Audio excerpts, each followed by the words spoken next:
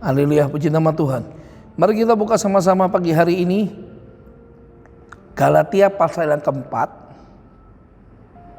ayat 8 sampai 16. Cukup banyak. Tapi kita baca ayat 16 terlebih dahulu. Apakah dengan mengatakan kebenaran kepadamu aku telah menjadi musuhmu? Galatia 4 pasal 16 ayat 16 maksud saya.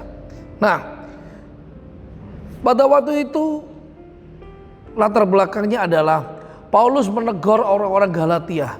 Why? Karena orang-orang Galatia yang semula mereka hidup di dalam Kristus, mereka setia, mereka taat, tetapi pada akhirnya mereka mulai undur daripada Tuhan. Dan itu sebabnya Rasul Paulus mengatakan kepada para orang-orang jemaat di Galatia untuk mereka kembali lagi kepada Kristus. Nah, tapi apa yang terjadi? Yang terjadi bukannya sukacita yang diterima oleh Paulus ataupun terima kasih, tapi adalah apa? Negatif thinking. Mereka berpikir Paulus itu punya maksud aneh-aneh. Jemaat Galatia merasa bahwa apa yang dilakukan oleh Paulus itu adalah satu sikap permusuhan.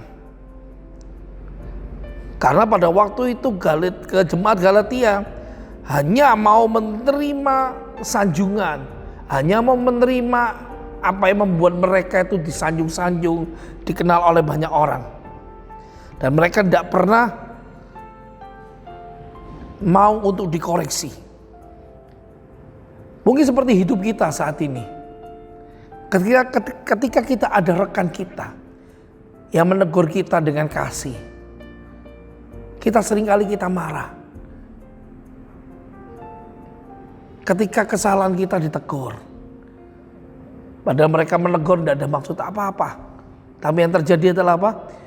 Kita merasa keakuan kita ini diusik. Siapa sih lu? Lu tahu gua siapa sih? Gua ini loh, si aku. Nah, ketika kita merasa hak kita, ketika kita merasa sesuatu yang kita punya yang membuat kita ini semakin merasa besar itu diutik, kita akan mengatakan, hey, kamu adalah musuhku nomor satu. Padahal tidak tahu bahwa seorang sahabat sejati itu tidak akan menyanjung terus sahabatnya. Tetapi sahabat yang sejati adalah seorang sahabat yang mau berbagi suka dan duka. Seorang sahabat yang bisa melihat di mana letak kesalahan dan mau mengkoreksi sahabatnya itu. Jadi kalau hari ini kita mungkin punya perselisihan dengan sahabat kita, mari kita mau berusaha untuk memperbaiki hidup kita. Yesus katakan ada dua hukum.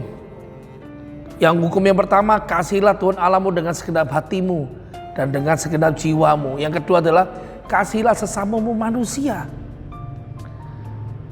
Mari ketika kita menerima kritikan, ketika kita menerima koreksi, kita mengucap syukur pada Tuhan bahwa masih ada orang yang sayang sama kita. Amin.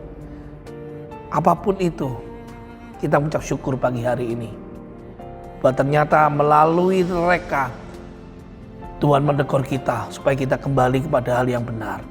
Mari kita pejamkan mata kita berdoa. Terima kasih Tuhan Yesus buat setiap koreksi yang kami terima Tuhan. Karena kami tahu itu berarti Tuhan Yesus masih sayang dengan kami. Terima kasih Tuhan Yesus bila Engkau memberkati setiap mereka yang mengkoreksi kami Tuhan. Kami tahu bahwa di balik setiap koreksi ada hal yang indah untuk kami. Terima kasih Tuhan Yesus. Dalam nama Yesus, haleluya. Amin.